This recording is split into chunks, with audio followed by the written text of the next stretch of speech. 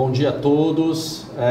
Aqui quem fala é o conselheiro Fernando Fernandes, sou do Conselho Regional de Contabilidade e esse é mais um programa do nosso canal Contábil, tá? Onde nós vamos ter a palestra brilhante aqui do professor Ângelo Costa, que é um consultor contábil que vem direto de Brasília, ministrou um treinamento ontem aqui na escola La Salle.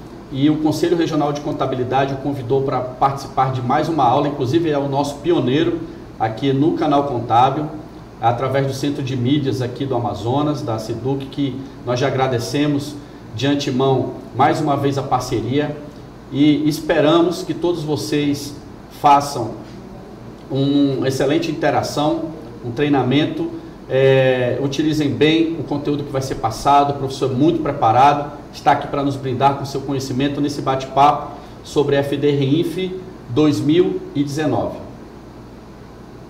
Professor?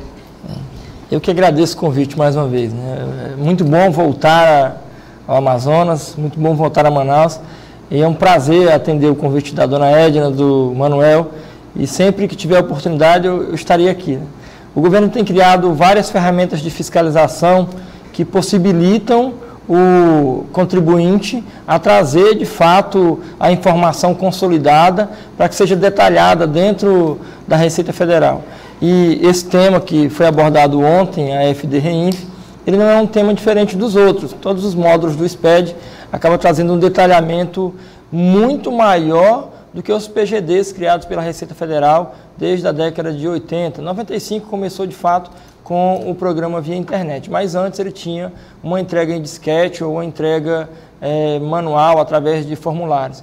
Essa tecnologia, e é uma tendência tecnológica que nós encontremos agora, obrigações acessórias muito mais validadas e que sejam uma ferramenta de fiscalização capaz, inclusive, de levar um contador para a cadeia. Às vezes eu fico brincando com os colegas, dizendo que nós já devemos nos preparar para o mal. E, de repente, tem colegas contadores muito próximos de nós que, por entregar errado, respondem por uma fraude. E não é a mesma coisa. Há uma diferença entre erro e fraude, mas a Receita não se importa com isso. Entregou errado, com certeza ela vai buscar essa informação e, após apurar, pode notificar, multar o empresário e o contador. E pelo artigo 1177 do Código Civil, o contador responsável solidário, ele acaba respondendo. Também como tem na 837/90, artigo 1º, inciso 1º, omitir informação e obrigação acessória de fato é crime contra a ordem tributária. A nossa preocupação hoje é buscar ferramentas de aprendizado para não entregar de qualquer forma. E é uma maravilha ter o canal Contábil, o Centro de Mídias, o próprio CRC participando ativamente na vida do contador do Amazonas, que se espelha, inclusive, em outros lugares que eu tenho ido do Brasil, essa iniciativa de repassar o conhecimento através da educação continuada oferecida pelo Conselho Federal de Contabilidade. Então, a FDRINF é uma escrituração fiscal digital de retenções. E essa escrituração fiscal digital de retenções, ela não é só da retenção tributária de tributos federais, mas de outras informações fiscais e é um complemento ao E-Social. O E-Social, quando foi estabelecido lá em 2010, ele trazia uma perspectiva de informações de relação de trabalho e toda a seção de mão de obra direta viria para dentro do E-Social. Então, foi estabelecido de uma forma mais simples o cumprimento de obrigação acessória tributária relativa a tributos e contribuições sociais previdenciárias que não incidisse sobre remuneração de trabalho e houve, nesse momento, com a instituição da FDRINF, uma segregação da seção de mão de obra. A seção de mão de obra no Brasil, ela já começou errada, né? A seção de mão de obra no Brasil, ela começou com um trabalho escravo. E esse trabalho escravo, os portugueses descobrindo o Brasil, eles criaram uma cultura desnecessária até, mas uma cultura de trabalho informal, que perdura até hoje. Nós vimos aí em muitos lugares o trabalho informal ser muito mais vantajoso. Quando as pessoas desistem da formalidade, elas acabam abrindo brecha para o não pagamento de tributos, para não pagamento de informações ou tributos parafiscais, que são as informações relativas à folha de pagamento. Mas com o ajuste dessa esfera governamental, quando o Getúlio Vargas, de fato, trouxe para dentro do perfil de legislação brasileira um Brasil Estado de Direito, dividido em 3 esferas, município, Estado e União, ele promoveu uma regulamentação. Já existia uma prévia disso com o trabalho autônomo, quando já desde o Brasil Império, a libertação dos escravos acabou forçando um trabalho 100% autônomo e logo em seguida a iniciativa de promover um trabalho regulamentado. O Getúlio Vargas, lá em 43, com a assinatura da CLT, trouxe o perfil de seletistas. No Brasil passou a ter autônomos e seletistas regulamentados, mas também por cultura, os servidores públicos, que herança da coroa portuguesa, eram servidores públicos bem remunerados, com a visão diferenciada, eles reclamaram, surgiram aí nesse período da década de 43, provavelmente, não tem data certa, mas o início das greves e os servidores públicos reclamando, criou-se uma outra perspectiva regulamentada de trabalho, cessão de mão de obra direta, que foram os estatutários. Então, contratação direta, seletista, estatutário e também os autônomos. Mas ainda foi necessário aumentar o mercado de trabalho e trazer para dentro dele os estagiários, aqueles meninos que estão na faculdade, quando, na verdade, apenas o curso de medicina obrigava a uma residência, um estágio obrigatório dentro do nível acadêmico. E hoje, com a regulamentação da lei do estágio, todos os cursos de nível superior são obrigados a ter essa disciplina, uma cadeira chamada estágio obrigatório, e a lei do estágio ela promove o ingresso desse estudante saindo da vida acadêmica ou migrando da vida acadêmica para a cessão de mão de obra regulamentada no mercado de trabalho. Assim acontece também com o jovem aprendiz.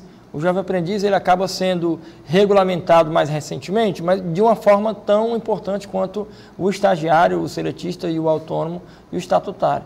O jovem aprendiz, com a lei específica, ele traz para dentro do departamento pessoal uma condição de observação diferenciada do profissional do departamento pessoal que vai tratar de folha de pagamento. E, por último, na seção de mão de obra direta, contratação direta, baseado no artigo 9º do Decreto 3.048 de 99, o sócio, toda vez que a empresa ela tem uma atividade, o sócio é obrigado a fazer uma retirada pro labore. Então, no Brasil, eu tenho autônomo, seletista, o estatutário, o estagiário, o jovem aprendiz e o prolabore como contratação direta de cessão de mão de obra. O governo falou que essa regulamentação de fiscalização é feita pela Previdência, mas a Previdência, por uma série de carências tecnológicas e de pessoal, não conseguia fiscalizar. Aí o artigo 225 do Decreto 3.048, ele traz essa informação da fiscalização obrigatória em documento fiscal, que é a folha de pagamento, mas a folha de pagamento nunca foi fiscalizada. E ainda tem um outro tipo de cessão de mão de obra, que é quando a empresa prefere contratar uma outra empresa que vai fornecer o colaborador.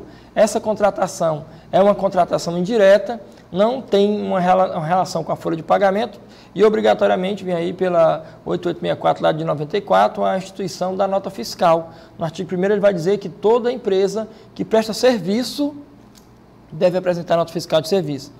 E às vezes até entendido porque compreensível também seja o termo, porque um empregado que tem um salário de R$1.000, ele não custa apenas R$1.000 para a empresa, ele tem mais ainda um 12º de 13º, um 12º de férias mais um terço, 8% do FGTS, se não for, portanto, pelo Simples, o 27,8% do INSS e também passagem, alimentação e essa cessão de mão de obra fiscalizada através de nota fiscal não acontecia pela Previdência, assim como a Previdência tinha carência de fiscalizar também folha de pagamento. O governo se juntou, de uma certa forma, com o Comitê Diretivo em Previdência, Caixa, Ministério do Trabalho e Receita Federal e criaram o E-Social. O E-Social ele é específico para a fiscalização da folha de pagamento regulamentado pelo artigo 225 do Decreto 3.048. Mas ficou de fora a fiscalização da terceirização. Essa terceirização que é a contratação do vigilante, da zeladoria, da portaria, da segurança, tudo isso precisava também ser fiscalizado. Apesar de que o Ministério do Trabalho já fiscaliza enquanto empresa, mas não tinha uma regulamentação específica para a fiscalização da nota fiscal, a questão da retenção dos 11%. Aí, para ficar fácil, tudo que for terceirização passa a ser fiscalizado pela Receita Federal. E a Receita instituiu a FDREINF. Então, a FDREINF, de fato, é a fiscalização da cessão de mão de obra apenas das notas fiscais ou apenas na cessão de mão de obra regulamentada com nota fiscal. O artigo 31 da 9711 de 98, ele estabelece que há uma alíquota de 11% a ser aplicada sobre a nota fiscal quando um contratante contrata um serviço mediante cessão de mão de obra. Ainda que seja um trabalho temporário, é obrigatória a retenção de 11%. Aí vem uma pequena dificuldade lá no departamento fiscal, é porque é uma informação que vai gerar crédito previdenciário e não um crédito tributário. Nós temos aí uma perspectiva de que quem trabalha no fiscal só tem que fazer a informação de crédito tributário e não de crédito previdenciário ou tributos que são relacionados com a Receita Federal sobre faturamento ou sobre lucro. E ficou meio perdido no tempo. E o agravante nisso tudo foi a desoneração da folha de pagamento. Quando a 12.546 surgiu, trouxe um alíquota de 3,5%. Foi alterada várias vezes e o parágrafo 6º do artigo 5º da 12.995 de 2014, ele diz que essa mesma retenção, que é 11%, quando uma empresa presta serviço para outra empresa, que o prestador cede o seu colaborador, o empregado, ele trabalha dentro do local do tomador, a retenção então cai para 3,5%. E hoje eu tenho prestadores de serviço no Brasil que são obrigatórios à desoneração da folha e outros aí por uma questão de alteração na legislação, ficou até 2021 a desoneração da folha, eles podem optar. Portanto, eu tenho que, a partir de agora, no Departamento Fiscal, me preocupar, porque a Receita Federal e a Receita Previdenciária, elas foram unificadas. Existia a 812/91, já trazendo o artigo 32, prevendo que as empresas deveriam prestar informações à Receita Federal do Brasil, mas essas informações, elas eram informações relacionadas para a Receita Federal, de interesse da Receita, informações relacionadas a fatos contábeis. Mas foi inserido um inciso 4º na 812/91, no artigo 32, pela Lei 11.941 de 2009, que diz que todo contratante de serviço está obrigado a declarar à Receita Federal do Brasil e também ao Conselho Curador do Fundo de Garantia e Tempo de Serviço, dados relacionados a fato gerador, base de cálculo e valor devido da contribuição previdenciária e outras informações de interesse do INSS e também do Conselho Curador. Aí veio, de fato, a divisão. A Receita falou, eu vou pegar as informações relacionadas a notas fiscais e fiscalizar via FD-REINF, que é uma escrituração fiscal digital, onde você tem que informar todos os dados de nota fiscal. O que for contratação direta e não terceirização, vai ser fiscalizado via E-Social. E quando eu faço isso, enquanto Receita Federal, eu consigo finalizar aquele problema que existia de quem fiscaliza a cessão de mão de obra. E essa cessão de mão de obra que começou errada, a partir de agora, ela tem uma dupla fiscalização. Fiscalização previdenciária, que é feita pelo Comitê Diretivo do E-Social, com a Receita Federal, Previdência, Caixa e Ministério do Trabalho, tudo em cima do E-Social. Talvez aí o E-Social tenha ficado com uma gama de informação muito maior, porque o E-Social ele tem 4 órgãos para fiscalizar, apesar de que a Caixa Econômica não é um órgão fiscalizador, mas acaba tendo. Enquanto que a Receita Federal exclusivamente fiscaliza a FD-REINF, a informação de notas fiscais. Aí, para isso, serão eliminadas as informações da GFIP e da DIF. A GFIP, que nós conhecemos, ela vai estar dividida em, pelo menos, parte que não é despesa da empresa e depois uma parte que é despesa da empresa. Mas a DIF, ela era mais completa, talvez até mais aglomerada, que a Receita fiscalizava sozinho. Enquanto que a GFIP era compartilhada com Caixa Econômica, Ministério do Trabalho, a Previdência e a própria Receita Federal nunca teve interesse de fiscalizar uma CFIP. Lá na CFIP, a informação é, primeiro, os segurados, com tabela progressiva 8%, 9% e 11%. Depois, uma contribuição previdenciária patronal, e isso é despesa da empresa. Segurados não é uma substituição tributária, onde a empresa desconta do empregado e passa para a Previdência.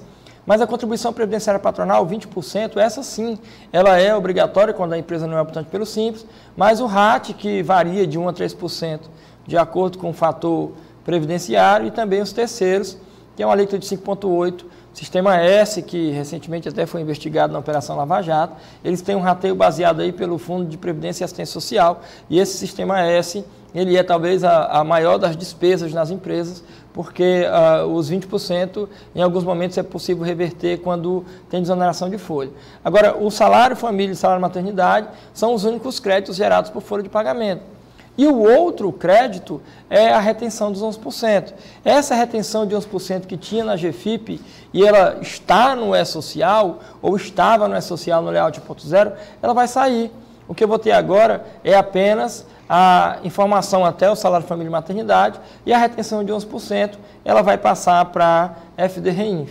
Assim como a GFIP some, segrega, separa, a DIF também vai sumir. E lá na DIF vai ficar apenas o código 0561 e 0588, que é a informação que eu tenho de relação de trabalho, retenção do imposto de renda sobre o salário, retenção do imposto de renda sobre o autônomo, que tinha na DIF, está na DIF, mas vai migrar para o E-Social, porque vai tratar da cessão de mão de obra, contratação direta, o CNPJ contratando o CPF, e o que for retenção em nota fiscal, teoricamente migra para a FD-REINF. 1708, que é a retenção do imposto de renda sobre a nota fiscal, 5952, que é aquela CSRF, a contribuição social retida na fonte, que nós normalmente chamamos de PCC, PIS, COFINS e contribuição social retida, mas como PCC remete a crime, eu acabo mudando para a CSRF. Professor, se o senhor me permite, então, fazer um complemento baseado naquilo que você falou. O setor fiscal agora ele não tem só a preocupação agora com a declaração que abrange a Receita Federal. Ele também tem que ter a preocupação com o E-Social. Exatamente. O E-Social ele vai trazer a cessão de mão de obra, contratação direta. E essa cessão de mão de obra direta é do departamento pessoal. Isso. Essa departamentalização ela é importante. Hoje o que vai ter, e na minha concepção já deveria ter há muito tempo, é uma mudança de cultura organizacional. Os escritórios de contabilidade e as empresas vão ter que se departamentalizar. Não dá para abraçar tudo e entregar as obrigações acessórias que são digitais no sistema 100% web de uma única vez. O departamento pessoal fica com a E-Social e vai atender mais gente, vai atender Previdência, Caixa, Receita e Ministério do Trabalho, e o departamento fiscal fica com a informação da FD-REINF. O grande detalhe disso tudo é que quando a Receita separou a CEFIP, ela acabou permitindo que os dois departamentos eles se unificassem. Então não existe ou não deve mais existir inimizade entre os departamentos. Então essa separação acabou juntando os departamentos. É uma coisa meio paradoxa, mas o que ele diz é que a partir de agora, o departamento pessoal e o departamento fiscal vão ter que trabalhar em parceria, em conjunto. Não dá para aglomerar as informações, mas para poder gerar a informação consolidada, foi necessária a criação de uma outra obrigação acessória, que é a DCTF-Web. A folha de pagamento tem os débitos do INSS, a FD-REINF tem os créditos do INSS, e a GPS, que era gerada em GFIP, não é mais possível quando some a GFIP. O que vai aparecer agora é uma obrigação acessória chamada DCTF-Web. A DCTF-Web vai trazer, de fato, a junção da informação do E-Social e da FD-REINF. Então, a DCTF-Web, não sei qual departamento prefere gerar essa informação, porque é informação previdenciária, pode ser que o departamento pessoal gere lá o DARF previdenciário, e some a GPS e se tem o DARF previdenciário. Ou se fica com o departamento fiscal, que está acostumado a se relacionar no ECAC com certificado digital e buscar a informação dentro do ECAC. O que acontece agora é que tem uma junção da informação. Mais do que nunca, professor, então, é importante que os setores se comuniquem, né? Reúnam as informações, separem bem as responsabilidades e conversem melhor para que uma coisa saia uma informação única, consolidada e oficial da empresa. É exatamente isso, Fernando, você falou tudo. É preciso consolidar a informação enquanto empresa. Já ouviu aquele termo, vamos vestir a camisa? Sim. É isso que vai ter que acontecer agora. Todo mundo vai ter que ser um time. E aí fica muito filosófico, fica muito metódico, fica muito uma regulamentação muito específica, mas, na verdade, se não existir, a partir de agora, com a implantação da FD-REINF, uma gestão compartilhada dentro dos escritórios e ainda esse compartilhamento com uma consolidação da informação, eu passo a ter problema, porque a FD-REINF ela também tem uma gama de informação que vai atender, apesar de só Receita Federal, mas vai atender interesses previdenciários. A FD-REINF ela vai relacionar serviço tomado e serviço prestado. ela vai relacionar também recurso recebido e repassado para a equipe de futebol profissional. E ainda informação de pessoa jurídica, que é produtor rural, e quem está na desoneração da folha de pagamento, que é a CPRB. A iniciativa da Receita Federal é buscar para dentro da FDREINF uma fiscalização eletrônica digital que permita acompanhar de perto e em tempo hábil toda a operação comercial de uma empresa que presta serviço, compartilhando e até mesmo confrontando, fazendo um batimento com o tomador. O prestador prestou um serviço e automaticamente o tomador ele é notificado, ou ele tem que receber essa nota fiscal para poder também entregar a FDREINF. E essas informações, elas têm prazos para acontecer. Então, o E-Social vai ser entregue até o dia 7 do mês subsequente e a FDREINF até o dia 15, com a mesma particularidade. O E-Social, ele é feito na competência, ou por competência, ou a folha do dia 1º ao último dia do mês. E a FDREINF do mesmo jeito. Eu vou buscar as informações do mês anterior. E aí as notas fiscais de serviço prestado e tomado, que façam parte da tabela 6 do anexo 1 do layout da FDREINF, são serviços, inclusive, que já estão na Lei 9.711 de 98 e também na IN 971 de 2009. Esses serviços, eles precisam ser, a partir de agora, observados. Então, toda vez que uma empresa presta serviço e ele faz parte da relação de serviço obrigatório, a retenção de 11%, que em algum momento pode voltar para 3,5%, eles vão ter que entregar no dia 15 a FDREINF. E assim que eu entrego o E-Social, já também de forma automática, vai ser gerada a DCTF Web. E a DCTF Web, ela é complementada com débitos vindos do E-Social, créditos vindos da FDREINF. E esses débitos e créditos acabam gerando um DARF previdenciário. Então, não tem mais GPS, o imposto vence lá no dia 20 normalmente, o que vai ter agora é um DARF previdenciário. Aí quem vai gerar essa informação é mais uma questão, de novo, uma questão de gestão. Tem muita situação dentro da FDREINF que é mais gerencial do que técnica, inclusive a relação do empresário com o seu contador. A partir de agora, vamos imaginar hipoteticamente que uma empresa que vende sapatos numa loja lá do shopping, é uma loja do shopping que vende sapato. Essa empresa não deveria entregar FDREINF porque ela não é uma prestadora de serviço.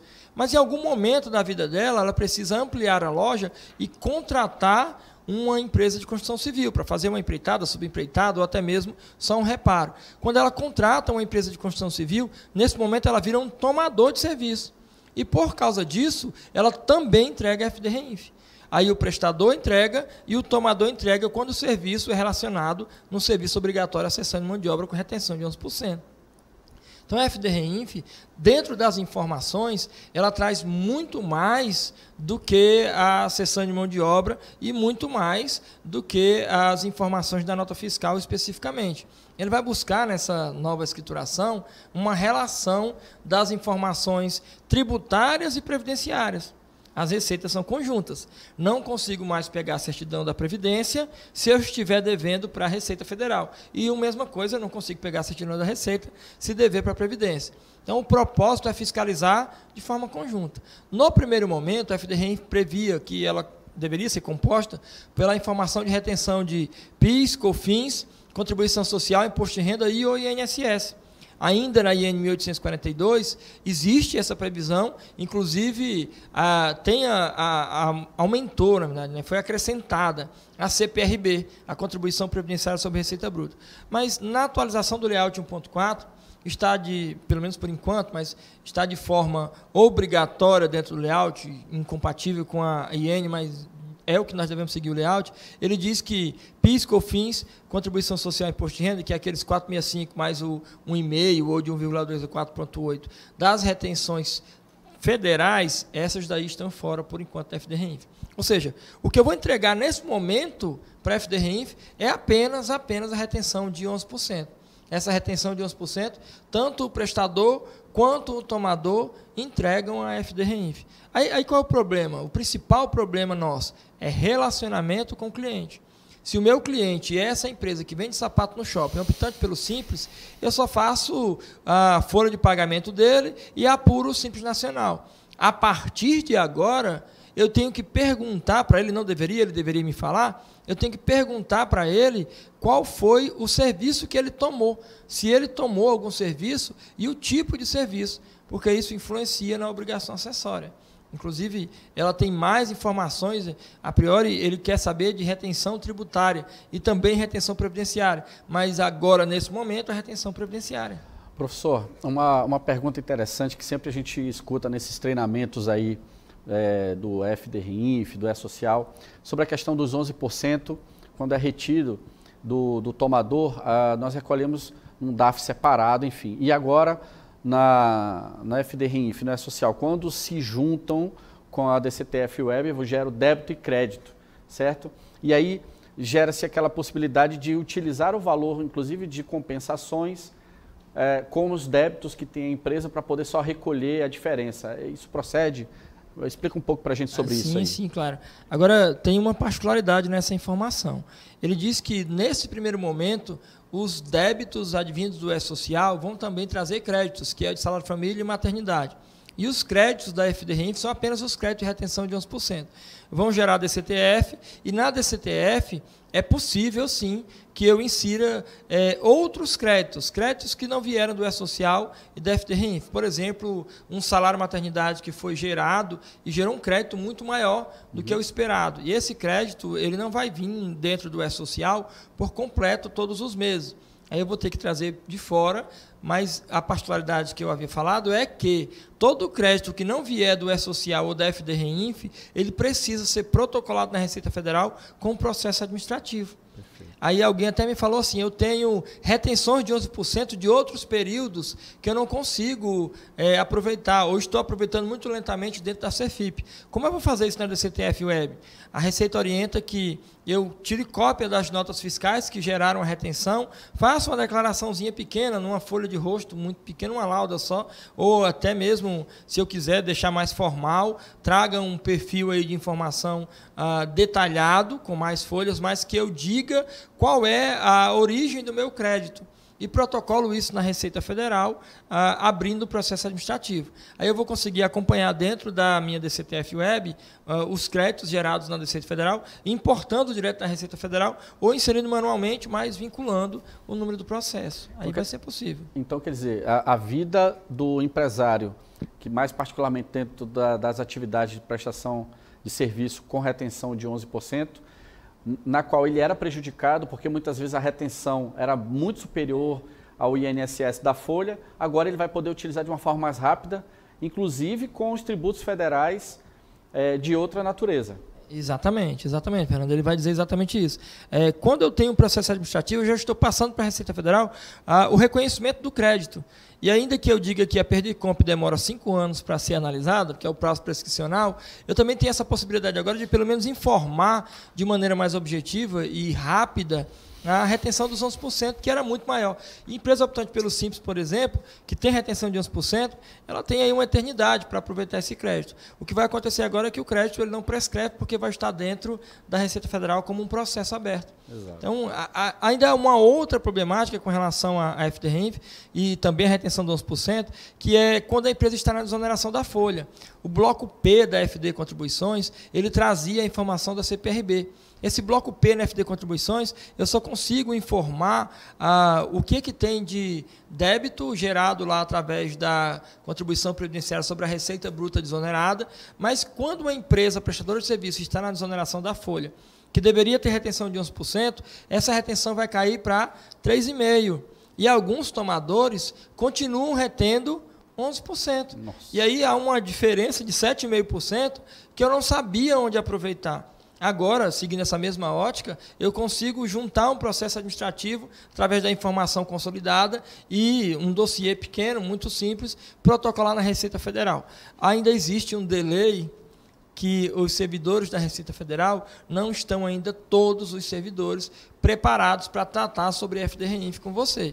Existe um grupo muito pequeno que consegue te atender e te explicar qual é a melhor forma de aproveitar um crédito, levando em consideração que a GFIP vai ser extinta e a FDRINF não permite a inserção de outros créditos que não sejam da competência passada.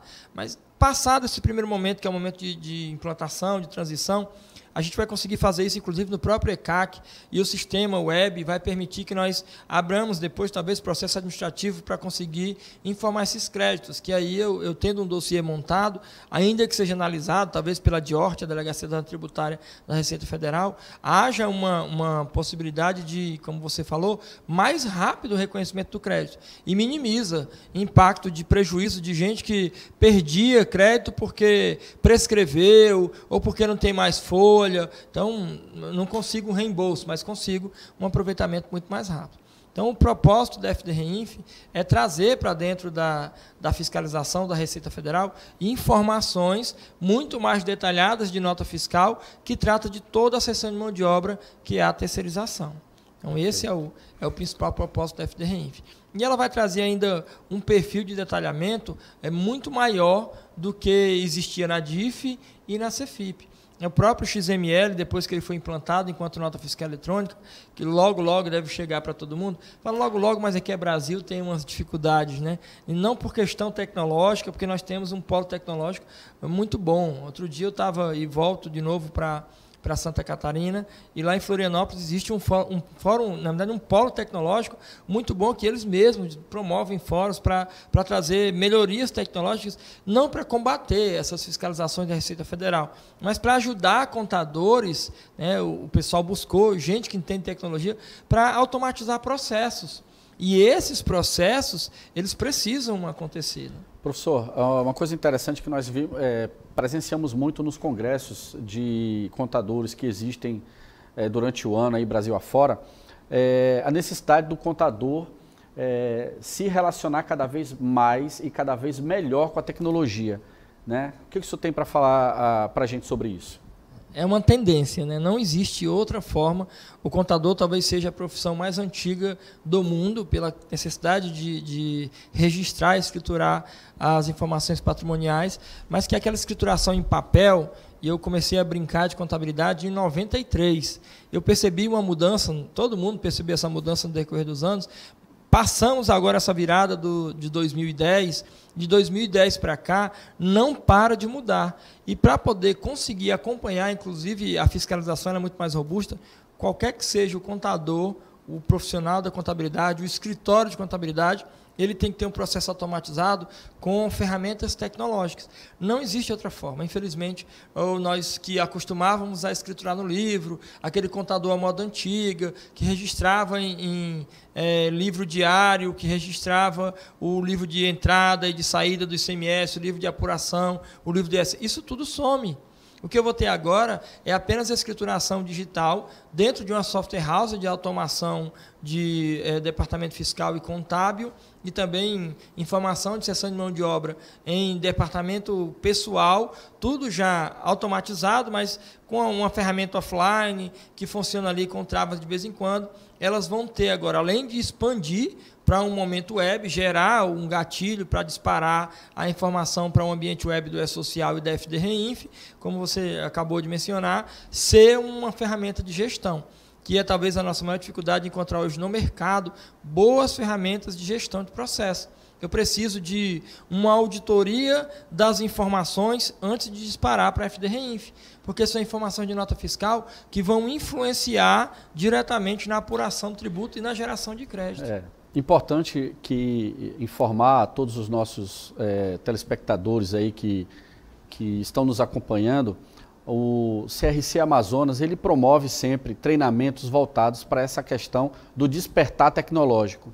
Então, sempre é importante você que está aí ficar ligado nas programações do Conselho, tanto do Conselho Regional de Contabilidade do Amazonas, é também uma característica, óbvio, do sistema CFC, para que possamos, de uma certa forma, saber tudo o que está acontecendo, né? E essa é uma oportunidade, inclusive, que nós estamos tendo aqui, né, com o professor, para entender melhor as ferramentas e as necessidades, porque a nossa profissão ela é uma das mais dinâmicas que existe, e o nosso trabalho enquanto ciência, né, que é acompanhar a evolução patrimonial das instituições e das pessoas, ela requer de nós a proatividade de sairmos, né, de trás da bancada e estudarmos não só a questão legal que o professor está trazendo aqui de uma forma, né, brilhante, mas também sobre essas ferramentas, que inclusive a dica do professor falou agora há pouco, para que nós possamos entender melhor de que forma que nós vamos comunicar isso, despertar em nós a questão da gestão também das nossas empresas, dos nossos setores de contabilidade,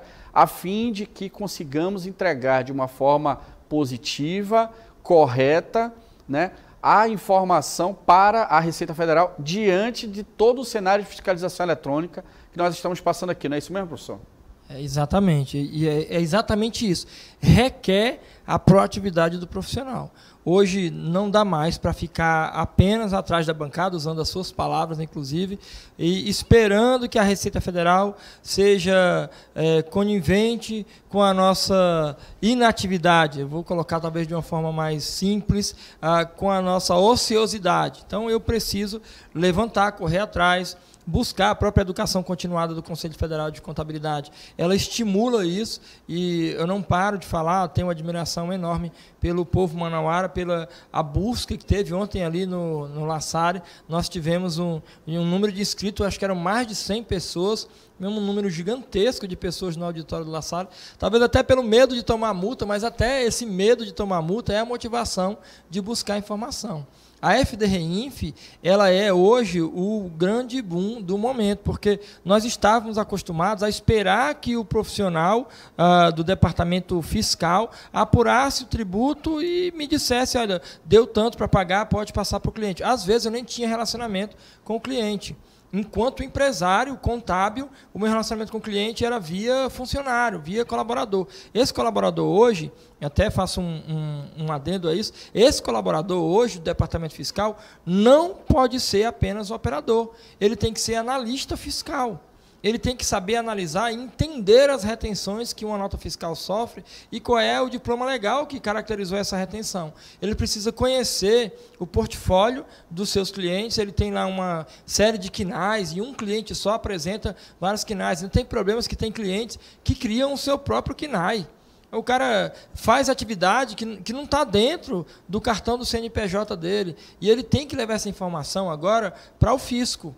E a FDREINF, ela vai trazer dentro desse perfil a realização dos serviços sofridos, ou a realização do serviço realizado e sofrido, a retenção em serviço, quando acontece os 11% retido, tanto o prestador quanto o tomador tem que mandar. Então a minha preocupação era apenas com o meu cliente, o outro lá que se vira. Não, agora, a partir da FDREINF, eu tenho que me relacionar com o tomador de serviço, que é o cliente do meu cliente. Aí esse cara tem que ser um analista fiscal. Professor, importantíssimo o que o senhor está falando agora. Quer dizer, além dessa questão legal que está ocorrendo, né, nós temos aí também a evolução tecnológica e, além da evolução tecnológica, a evolução do contador, que ele passa de ser simplesmente um mero recebedor de informações, ele tem que ser agora um consultor. Ele tem que partir da estagnação para o ponto principal, que é o relacionamento com o cliente, analisando de uma forma mais profunda os seus documentos societários, a atividade fim que ele executa, né, e trazendo um relacionamento, inclusive, com o mundo externo, que é o contador, historicamente, ele tem aquela característica de não querer se relacionar com as pessoas, então ele precisa se desenvolver habilidade de relacionamento interpessoal, a habilidade de comunicação para passar uma questão técnica mais fácil para o seu cliente, que ele não entende nada disso, ele não quer entender, mas ele precisa ser agora um colaborador direto, né, da contabilidade dele, e mais ainda o relacionamento com o contratado do seu cliente. Você acabou de explicar o que eu venho falando há mais de 5 anos. Você percebe que a FDREINF, ela é só um startup para aumentar todo o processo de relacionamento e gestão empresário-cliente. Então, não é só a FDREINF, é o E-Social, é a DCTF Web, é o SPED Contábil, é o SPED Fiscal. Ele tem agora, nesse meio de fiscalização digital, uma necessidade de estreitar o relacionamento do empresário com o seu contador, do contador com o seu colaborador, do colaborador com a legislação, do empresário com a legislação, do contador com a legislação. E a Receita Federal, se nós olharmos com viés positivo, essas mudanças, inclusive com a implantação dessa escrituração fiscal digital de retenção na fonte, ela acaba sendo, de fato, uma oportunidade de juntar as informações, porque o que vai acontecer agora é que a retenção da contribuição previdenciária sofrida e realizada vai aproximar o prestador com o seu tomador de serviço. Assim como as retenções de contribuição social, PIS, COFINS e Imposto de Renda, que por enquanto estão aí em stand-by, as realizadas, quando elas voltarem para a FDREINF, ela vai permitir que a pessoa do departamento fiscal ela tenha um contato maior com a legislação, porque ela vai ter que saber qual é o perfil do seu cliente.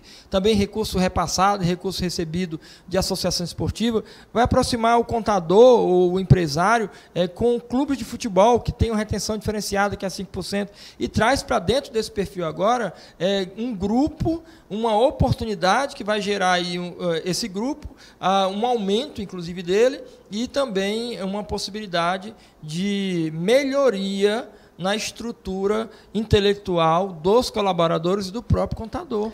Professor, a gente está vendo um aumento aqui desse debate, eu acho que é um dos mais valorosos possíveis, né? Você vê a necessidade do contador se atualizar legalmente, se atualizar tecnologicamente, ter um perfil mais proativo, cuidar melhor do seu time. Ele precisa estar ligado ao seu time, quer dizer, ele tem que ter agora uma habilidade de gestão de pessoas maior ainda. Quer dizer, ele tem aquele analista, ou vamos botar o cara que aperta o botão dentro da planilha do Excel, transforma numa guia e transmite isso nas declarações, para um cara que, inclusive, ele tem que ter a habilidade de interagir com o cliente, porque se for só ficar o contador para conversar com o cliente, vai ter problema. Então, o analista, ele vai ter que ter essa habilidade também, e o gestor, que é o contador, ele tem que ter agora a responsabilidade de desenvolver a sua equipe. E, além disso, né, nós estamos vendo aí uma grande leva de informações dizendo assim, a profissão de contabilidade vai acabar, o contador vai acabar. Eu nunca vi alguém falar que uma ciência, né, vai acabar. Então, realmente são uns brincantes quem fala isso. Então, o CRC Amazonas tem procurado fazer, inclusive, palestras nesse sentido, de falar sobre a importância do contador, que não vai acabar. O que vai acabar é o contador, o perfil do contador que fica atrás da mesa, que conversa somente com seu computador. Então, esse cara está fadado a terminar suas atividades. Mas o que o professor está falando para nós aqui é que o contador que cuida da parte legal, que ele já estuda, já é um estudante, ele tem que se ligar na questão tecnológica. Ele tem que gerenciar pessoas, ele tem que se comunicar com o mundo lá fora e ele tem que ser proativo. Esse cara tem mercado. Tem, professor? Exatamente, tem mercado. É exatamente isso. São essas as palavras, né? O contador proativo, e aí como você falou numa frase anterior, é que ele tem agora estimulado a sua proatividade, o mercado é dele. O mercado é dele. E vai abranger muito mais do que ele tem hoje. Então, o mercado ele acaba trazendo pessoas jurídicas que são produtores rurais para dentro do perfil do escritório de contabilidade, a agroindústria, o pessoal que tem contribuição previdenciária sobre receita bruta. E aí há uma dificuldade de interpretação da legislação pelos empresários, até receita de espetáculo desportivo. Tudo que eu for entregar numa FDREINF ou num E-Social ou a geração de DCTF Web, ela necessita de acompanhar de perto a legislação. E ainda tem uma outra particularidade na FDREINF, que é processos administrativos judiciais. Então, o que o Fernando acabou de dizer, que é aquele cara que já estuda, e uma ciência que, de fato, não vai acabar, o que vai mudar é o perfil desse profissional, até para ele conseguir hoje aproveitar um crédito, e nós falamos agora um pouco anteriormente sobre aproveitamento do crédito, ele vai ter que montar um dossiê, ainda que não seja um advogado, mas nessa interdisciplinaridade ele vai ter que buscar um conhecimento mais voltado para a área do direito, para poder entregar na Receita Federal uma argumentação legal e uma argumentação técnica que não tenha um indeferimento, que ele consiga montar. Tem colegas contadores hoje que têm dificuldade não só de entregar FDREINF, que tem dificuldade de falar para o cliente qual é o melhor regime de apuração tributária para ele, qual é a melhor atividade que ele pode prestar. Então, não existe uma gestão. E, a partir de agora, com essas cobranças, essa gestão ela vai aparecer. Eu entendo que é um startup de fato. FDREINF é uma necessidade de informar tudo que é relacionado à retenção na fonte. Então, ele vai trazer para dentro desse perfil agora uma interpretação de que eu tenho que estudar e buscar tudo que for legislação relacionado a essa retenção na fonte. Professor, o senhor me permite ainda complementar? Dentro de um planejamento estratégico que muitas empresas executam periodicamente, tem a matriz SWOT, né, ou a matriz FOFA, né, que são as siglas que a gente fala sobre a questão das ameaças, das forças, né, das oportunidades. Então, muitas vezes as pessoas analisam essas declarações, essas obrigações acessórias, como algo que vem de uma forma sobrecarregar ainda mais a burocracia. O que nós estamos vendo aí, na verdade, são oportunidades, né, que inclusive o contador deve se preparar, também, na verdade, se preparar não, já tem que agir, né, para se tornar um captador de clientes através dessas oportunidades que a FDRinf e o E-Social estão trazendo, né? Novas oportunidades, novos clientes estão surgindo e a própria questão burocrática que nós estamos vendo aí com a FDRinf, o E-Social e a DCTF Web, nos traz a abraçarmos novos clientes e identificarmos oportunidades de aumentar o faturamento do nosso escritório. Não é isso mesmo, professor? É isso mesmo, é isso mesmo. O propósito é esse, enquanto contador, é repassar o conhecimento para os colegas com essa indicação. Olha, não para nós termos medo, né? Ontem mesmo no curso lá no La Salle, foi questionado várias vezes, mas um dos questionamentos que fizeram para o presidente Manuel Júnior, estava próximo e ouvi, era que tem muita obrigação acessória. Por que o CRC e o CFC não se juntam para poder buscar uma diminuição dessas obrigações acessórias? Eu vejo como uma oportunidade. Se você olhar o layout de um FDRinf, o layout do E-Social, o layout de um SPED contábil ou SPED fiscal, ele é apenas o repasse da escrituração que nós fazemos diariamente, agora num ambiente 100% web, a Reinf e o E-Social, mas que é uma oportunidade de trazer essa tecnologia, montar um processo de gestão com matriz SWAP, e até tem uma outra coisa sendo implantada muito bem no Brasil, que já existe nos Estados Unidos, que é o compliance. Todo mundo consegue trazer hoje para dentro das empresas, dá para trazer para dentro da tua casa uma gestão via compliance. Tu consegue gerenciar risco, oportunidade, e a FDRinf, ela vai promover isso. Então, o que vai acontecer agora é que eu chego no meu cliente e digo para ele, olha, o governo instituiu uma nova fiscalização sobre a cessão de mão de obra terceirizada e você precisa emitir uma nota fiscal com convicção. Ah, mas eu não sei. É para isso que existe a tecnologia. O sistema precisa ser parametrizado e eu, contador, posso ajudar o teu aí programador a fazer essa parametrização. Feito isso, eu consigo entregar tudo, inclusive processos administrativos judiciais, se tiver, nós conseguimos usar, porque eu tenho segurança. Eu sou uma pessoa que vou conseguir ter segurança. É claro que é um processo. Eu não sou o detentor de todo o conhecimento, até porque a legislação é muito ampla, ninguém sabe tudo. Mas é por isso que eu sou um cientista. É por isso que o Fernando é um cientista. Nós somos bacharéis em ciências contábeis, então somos cientistas. O nosso papel é pesquisar eternamente. Sempre vou estar pesquisando, e mesmo que exista uma base legal, um princípio ético, exista postulados, ainda vão ter essas coisas, como, por exemplo, o FDRinf, que ela é simples e objetiva, trazendo um montão de informação que eu preciso detalhar para a Receita Federal. Inclusive, toda a composição do FDRinf, ela permite esse detalhamento e posso usar como uma ferramenta de gestão e passar para o meu cliente um relatório, informando para ele que tem aí problemas na empresa. Então, nós estamos aí diante de um cenário extremamente oportuno, né, de grandes possibilidades para a nossa profissão, né, enquanto cientistas da riqueza, né, e o Conselho Regional de Contabilidade traz aqui o professor Ângelo, que está nos abrilhantando nessa manhã com tanto conhecimento, não só da questão legal, mas reafirmando as possibilidades que nós temos de melhorar a nossa gestão.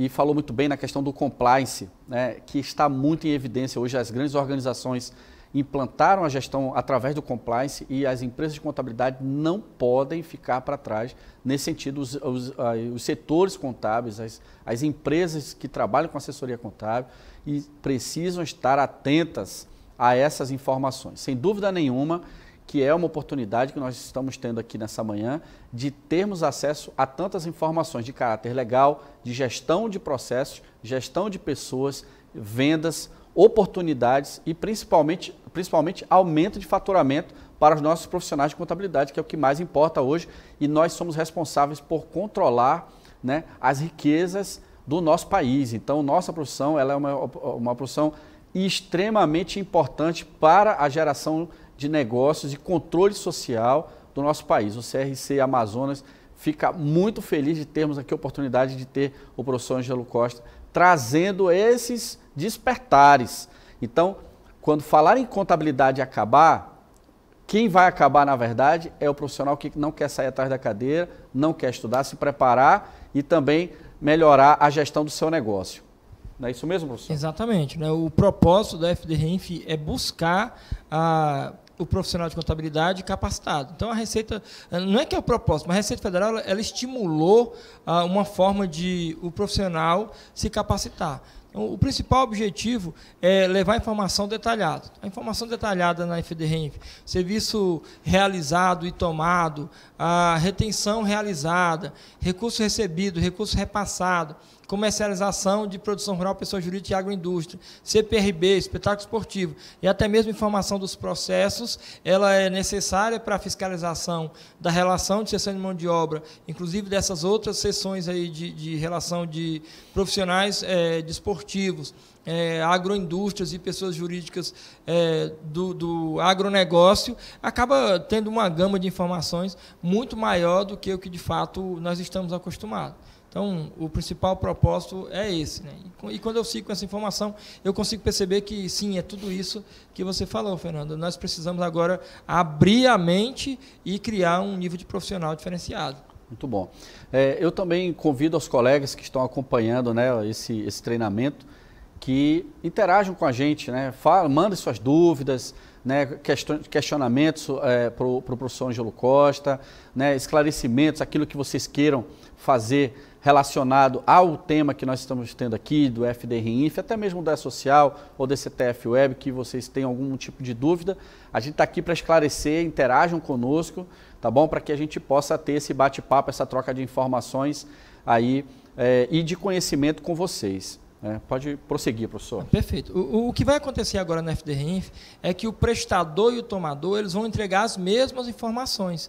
Então, o cuidado que tem que haver é que a nota fiscal de serviço prestado ela precisa conter todas as informações referentes à retenção. Aí tem um detalhe, a IN 971 de 2009 ela estabelece critérios para utilização de material aplicado, por exemplo, na prestação de serviço.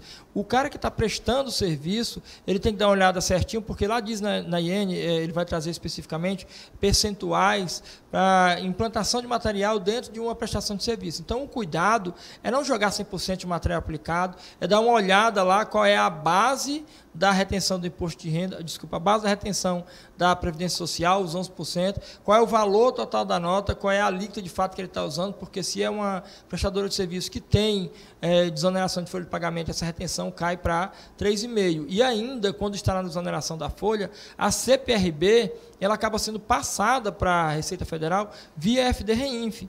Eu deixo de recolher aqueles 20% sobre a folha de pagamento e passo a recolher a partir da desoneração da folha, atualizado agora 4,5% sobre o faturamento. Então, todo esse cuidado ele tem que existir, porque quando eu falo de FDRINF, há uma necessidade de primeiro acompanhar a relação tomador e prestador, e aí eu já especifiquei, mas não é só o prestador que presta serviço que está lá na tabela 6 do anexo 1 do layout da FDRINF. Também está obrigado a entregar pelo menos o R1000, que é o registro inicial da FDRINF, o tomador de serviço em potencial. Quem é um tomador de serviço em potencial? Qualquer CNPJ. Então, quem estiver no segundo grupo vai estar obrigado a entregar a FDRINF. E ainda mais, ele vai trazer uma informação de que esse tomador de serviço deveria entregar as retenções realizadas, que por enquanto não vai acontecer. O que vai acontecer nesse momento é apenas a informação da retenção de 11%. Agora, quando eu especifico essa relação de trabalho ou cessão de mão de obra que gera uma nota fiscal, o que vai acontecer é que o prestador emite uma nota fiscal e automaticamente essa nota fiscal ela é repassada para o tomador. E o tomador, recebendo a nota fiscal, ele tem que gerar a informação da retenção e pagar a retenção efetuada da Previdência. E o prestador do serviço aguarda essa informação para que seja feita a compensação dos 11%. E o maior detalhe é que os dois têm contador. Então, o prestador manda a informação da nota fiscal para o seu contador e o tomador também manda essa nota fiscal, que é a mesma que está no prestador, para o seu contador, enquanto contador de tomador de serviço. E os dois contadores, eles precisam gerar em seus departamentos fiscais a informação da retenção da nota fiscal na FD-REINF. Ele vai converter o XML, se é que é uma nota XML, em um XML da FD-REINF. O prestador de serviço gera o evento R2020 com a informação da retenção. E nesse evento ele diz especifica qual é o CNPJ do tomador e o tomador gera o evento R2010.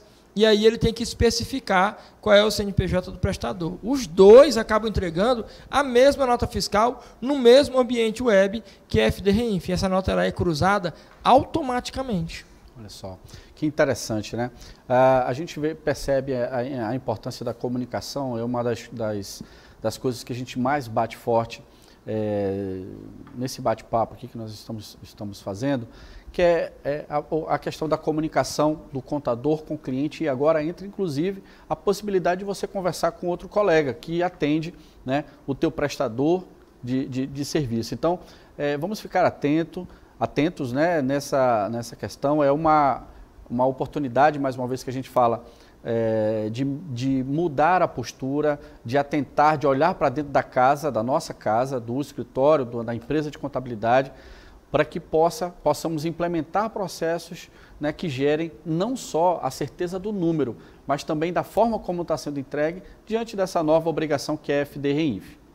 Exato. Inclusive, é bom destacar, e aí é uma coisa que eu te falo devagarzinho, prazo de entrega. O prazo de entrega ele é muito apertado. Por mais que nós falemos que todo mundo tem que pegar a informação, gerenciar essa informação, levar a informação consolidada, depois detalhar a informação, tudo isso tem que ser feito num tempo muito curto. E ele dividiu o cronograma da FD-REINF baseado na folha de pagamento lá do E-Social. O que ele diz? Ele diz que as empresas que faturaram mais que 78 milhões começaram a entregar a folha de pagamento no E-Social em maio do ano de 2018. Então, em maio do ano de 2018, também começou a obrigatoriedade para a FD-REINF. As empresas que faturaram menos que 78 milhões começam a entregar, ou começaram a entregar, a folha de pagamento agora em janeiro de 2019. Então, essas empresas do segundo grupo, que faturaram menos de 78 milhões, também começam a entregar a FD-REINF em janeiro de 2019, na verdade, entrega em fevereiro, referente a janeiro. O terceiro grupo, que são as empresas optantes pelo Simples Nacional, essas começam a entregar a folha de pagamento no E-Social em agosto, referente a julho. Então, o prazo é julho de 2019. A mesma coisa acontece para a FD-REINF. Empresas optantes pelo Simples, elas entregam a FD-REINF também em julho, ou no dia 15 de agosto, referente a julho. O detalhe é que essas empresas optantes pelo Simples precisam observar, lá no artigo 2º da IN 1842, uma seguinte situação. Se ela abriu, a partir do dia 2 de julho de 2018, essa empresa, mesmo optante pelo Simples, ela fica no segundo grupo. Então, o que ele vai dizer é que, a partir de agora, a minha preocupação é, dentro do cronograma, ou prazo de envio, ele vai trazer. O primeiro grupo já começou em maio do ano anterior. O segundo grupo começa agora em janeiro de 2019, ou começou em janeiro de 2019. E o terceiro grupo, ele começa apenas em julho de 2019. O detalhe são as empresas optantes pelo Simples que optaram pelo Simples, mas normalmente foi porque abriu a partir do dia 2 de julho. Aí essas empresas vão estar obrigadas agora no segundo grupo. Aí olha que apertado, tem um montão de gente que não sabia, Ontem mesmo eu estive lá na Digital Center, parceria com o CRC, lá na empresa da dona Edna, o André e o Alessandro, muito bom, um lugar espetacular, uma estrutura também muito maravilhosa. E conversando com as pessoas, eu fiquei surpreso quando alguém falou assim, então eu estava obrigado a começar agora? Eu falei, sim, você estava obrigado a começar agora no dia 15 de fevereiro, a tua primeira transmissão. A IN, a instituição normativa, ela é uma instituição técnica, que eu preciso ou montar um grupo de interpretação, e alguns escritórios de contabilidade, estavam outro dia no interior de São Paulo, alguns escritórios de contabilidade, eles têm montado lá em São Paulo um grupo de estudo. Parece faculdade, mas funciona. Eles pegam ali um espaço do horário de trabalho e colocam os meninos do departamento fiscal para debater sobre alguma legislação. Não dá para debater tudo, porque a própria alteração do regulamento de imposto de renda, que é o decreto 3.000, foi alterado agora em 2018, em novembro, pelo decreto 9.850, ele tem 1.050 artigos. Então, não dá para debater 1.050 artigos, mas pelo menos fazer uma leitura diagonal, buscar no portfólio de clientes lá da empresa, no escritório, quais são os perfis que se encaixam ali dentro dessa legislação. Mas quando ele fala de FDRINF, eu tenho que ter o máximo de cuidado, porque quem está obrigado? Toda empresa que presta serviço e que toma serviço. Então, quem deveria entregar o evento R1000? Todas as empresas que tomaram o serviço. E também as empresas prestadoras que estão lá dentro da tabela 6 do anexo 1. Produtor rural, pessoa jurídica, está obrigado. Quem repassa recurso para a equipe de futebol ou a própria equipe de futebol. Inclusive, quem tiver aí a CPRB. A FDRINF ela vai estar dividida em eventos. O que são esses eventos? Ele fala que cada um deles é um arquivo XML. Agora, no dia 15 de fevereiro, o segundo grupo teve que entregar o R1000. Esse R1000 é o cadastro da empresa, com a classificação tributária dela. Aí eu sou optante pelo Simples, então ele tinha que dizer qual era o início da obrigatoriedade de Simples, ou da opção pelo Simples. E depois ele ainda trazia um outro evento para ser mandado até o dia 15, que era o processo administrativo judicial. Se tinha processo administrativo ou judicial, tinha que ter informado também o pessoal do segundo grupo. O primeiro já foi. O terceiro já tem que se preparar, optantes pelo Simples, para entregar, não no dia 15, mas um pouco antes. Abre no dia 10 de julho, como abriu no dia 10 de janeiro, o período para a entrega desses dois eventos iniciais. Os eventos periódicos, que são do 2010 ao 2060, porque o 2070, que é a retenção de imposto de renda, PIS/COFINS e contribuição social, está suspenso, esses eventos periódicos são entregues até o dia 15. E aí é onde eu aproveito de novo a fala do Fernando, não dá para ficar sentado esperando o software fazer para mim. Eu preciso entender o que é e eu preciso gerar essa informação. Então, todos os eventos na FDRINF, quando eles são periódicos, eles passam por um fechamento. Esse evento de fechamento, que é o 299, ele só vai acontecer se eu tiver escriturado corretamente. E aí, ainda tem um detalhe que se o 299, que é o evento de fechamento, foi enviado, automaticamente ele gera a DCTF Web. E se o DAF estiver errado, não dá para alterar na DCTF Web. Tem que voltar na FDRINF, ajustar na FDRINF para poder entregar de novo. E aí acontece uma outra problemática que eu dependo de novo da pessoa do sistema. Precisa ser enviado um 298 abrindo o fechamento para depois fechar de novo. Você já imaginou a burocracia que é o retrabalho? Uma das coisas que eu mais discordo na nossa profissão é retrabalho. Ninguém gosta, nem na época de faculdade, hoje eu dou aula em algumas faculdades, eu vejo o menino falar assim, olha, eu fiz o meu TCC, o meu artigo, e aí eu não consegui passar, porque segundo o meu orientador não está bom, a banca não vai aprovar. Eu tive que refazer todo. Eu falei, cara, por isso que a partir da vida acadêmica já se prepara para fazer o melhor, dar o melhor já na primeira vez, porque depois fazer retrabalho é muito ruim. Se você já imaginou nesse paralelo, num departamento fiscal, você escriturar todas as notas, mandar FDRINF e perceber que escriturou errado, que o arquivo XML, onde tinha base de cálculo da retenção, tu colocou o valor da nota, onde ele tinha a alíquota da retenção, tu colocou a alíquota de algum outro tributo, e o sistema passa, é por isso, de novo, aproveito as palavras, até conversando outro dia com o André Dinelli, lá, o filho da dona Edna, a gente está falando exatamente isso. Precisamos encontrar no Brasil softwares de automação que façam auditoria, que validem, que ele não diga apenas que você preencheu uma alíquota, mas que ele diga, essa alíquota não está certa. Essa alíquota não é para ser 11% do INSS, deve ser 3,5%, porque lá no cadastro você disse que a tua empresa era desonerada, a tua empresa fazia parte do projeto Brasil Maior com a desoneração da folha. Então, eu preciso de um software que faça essa validação. Mas como é que eu faço se não existe esse software? Estuda.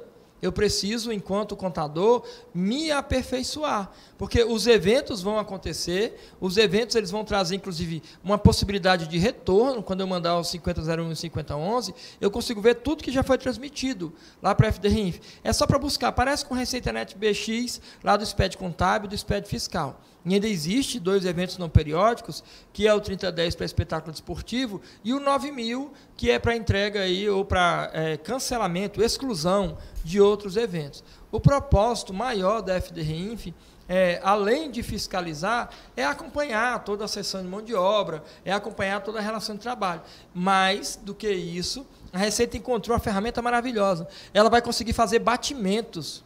Ela consegue pegar os eventos da FDRINF, fazer batimento de um com o outro e fazer batimento também com obrigações acessórias externas, que é o que eu estava pensando, Fernando. O Brasil, a gente precisa, de fato, entender o que o governo quer, porque em outros lugares, e você pesquisa por aí, o compliance, que tem sido, de fato, uma evidência dentro de grandes empresas, ele está chegando aos escritórios de contabilidade. Eu tenho buscado uma ferramenta de gestão enquanto contador e repassado para os colegas de Brasília ou qualquer lugar do Brasil que eu vou, que nosso diferencial é o conhecimento.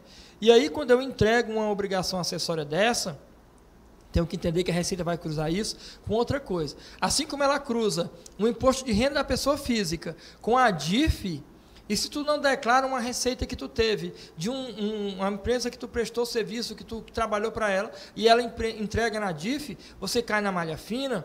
No FDRINF vai acontecer a mesma coisa. Há um cruzamento das informações. Ele vai pegar os eventos, como, por exemplo, o evento de processo administrativo judicial, e cruzar com o evento do E-Social. É alguma coisa que interfere no INSS? Então, sim, vamos dar uma olhada para ver se esse processo também existe lá no E-Social. E ele vai cruzar os eventos de serviço prestado e serviço tomado com a CEFIP.